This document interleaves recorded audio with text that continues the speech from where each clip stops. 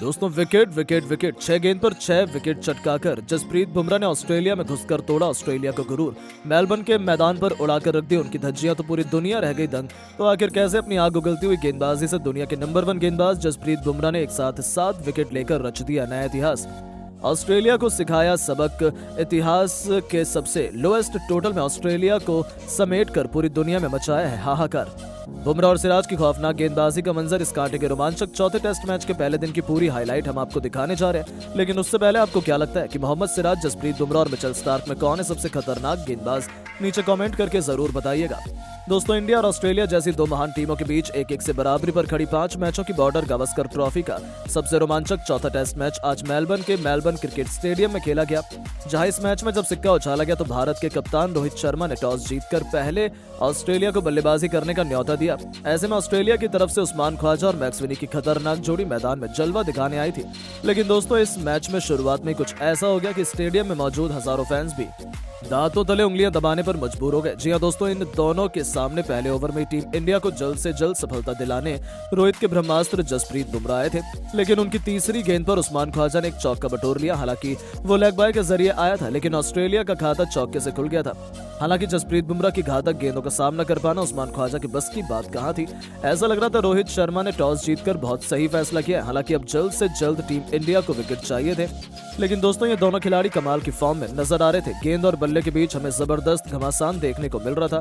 14 over में इन दोनों ने 28 रन बना लिए थे। उनका कॉन्फिडेंस तो आसमान छू रहा था। उन्हें लग रहा था वो एक बड़ी साझेदारी बनाएंगे। लेकिन दोस्तों तभी जसप्रीत बुमराह ने तो आतंक का दूसरा नाम बनते हुए ऐसा तांडव मचाया कि पूरा क्रिकेट जगत देखता रह गया। जी हां दोस्तों, 17वां ओवर लेकर आए जसप्रीत बुमराह ने। अब आते ही अपने पहले ओवर की तीसरी गेंद पर मैक्सवेनी को चलता कर उनकी टीम का खाता खुलने से पहले विकेटों की सूची में एक नाम जोड़ दिया था। जहां ये बल्लेबाज केवल 4 रन बनाकर पवेलियन लौट गया और टीम इंडिया को आखिरकार बहुत बड़ी सफलता मिल चुकी थी।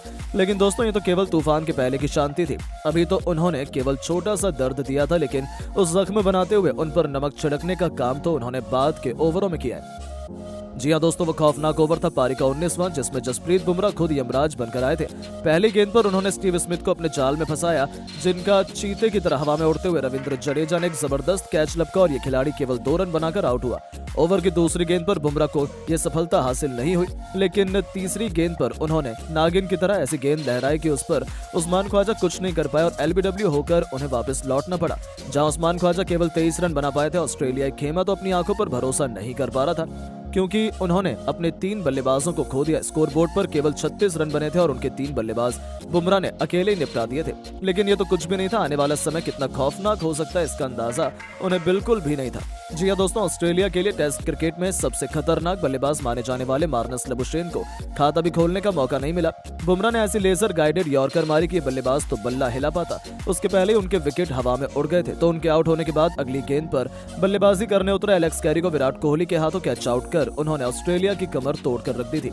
4 गेंद में 4 विकेट लेकर उन्होंने टीम इंडिया को जीत की नींव बिछा दी थी।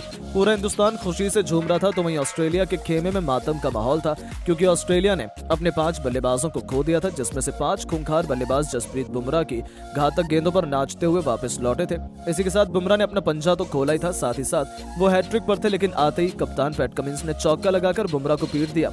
उन्हें लगा था कि वो आखिरी गेंद पर बच जाएंगे, लेकिन उन्होंने जसप्रीत बुमराह के आत्मसम्मान को बहुत ही गहरी ठेस पहुंचाई थी, जिसका उन्हें ऐसा खामियाजा भुगतना पड़ेगा कोई सोच भी नहीं सकता था।